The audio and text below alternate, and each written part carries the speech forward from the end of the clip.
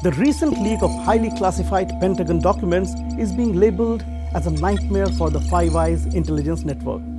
The leaked documents reveal that the US was spying not just on Russia, but also on its allies, including Ukraine, Israel, and South Korea. Hardly surprising, as the US has a long history of spying indiscriminately against its friends and foes. To understand this complex history and the implications of the latest Pentagon leaks, we are joined by Ray McGovern, a veteran former CIA intelligence analyst for 27 years. This is not the first time we have seen such leaks, Ray. How critical are these leaks, in your opinion, and who could be behind this? What's your hunch? Well, at this point, there's so much contradictory and other information out that it's really hard to tell. But I think one has to proceed from the cui bono perspective.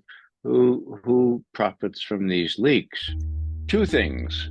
One, that being the case, and two, the New York Times, Washington Post deciding to publish these things. Now that's big. They could have suppressed it, just as they have suppressed many key stories for several years at a time. But they decided to publish this one. Now, why? I believe that Ukraine may be at the bottom of this. In other words, the issue of Ukraine. I believe that it could be that some senior policymakers in the Pentagon at the highest reaches of the Department of Defense have decided, this is a fool's errand in Ukraine. Maybe we ought to get out the truth. Maybe we ought to expose people like Joint Chiefs of Staff Chief Milley and Secretary Austin for the lies they have told about Ukrainian progress and the Russians being just pulverized. And maybe that will stop this widening of the war, because this spring is critical.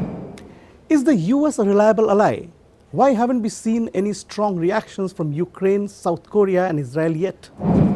Well, when you talk about the U.S. allies, they're really U.S.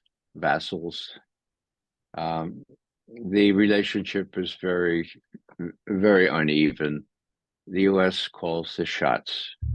The U.S. shares the bulk of the information with the allies. As far as the U.S. as being a reliable ally, every nation looks to its own interests. Some nations, when they conclude an agreement, stick to it. The history of the United States since the fall of the Soviet Union, when we promised not to extend NATO 1 inch to the east.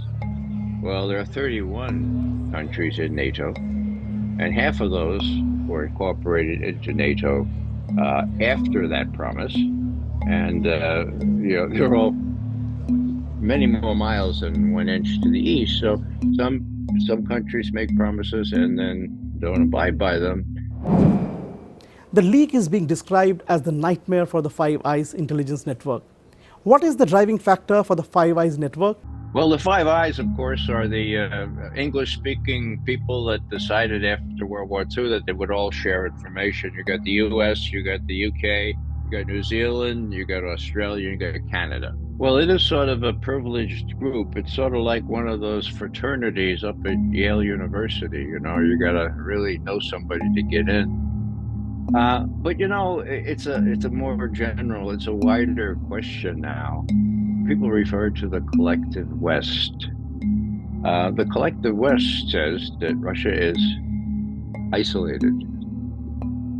Right, okay. We have the collective West, which I call the lily white West. Look at NATO. What's the distinguishing characteristic? All white. So you have the collective West against the rest of the world, really, now. People of color, 80%.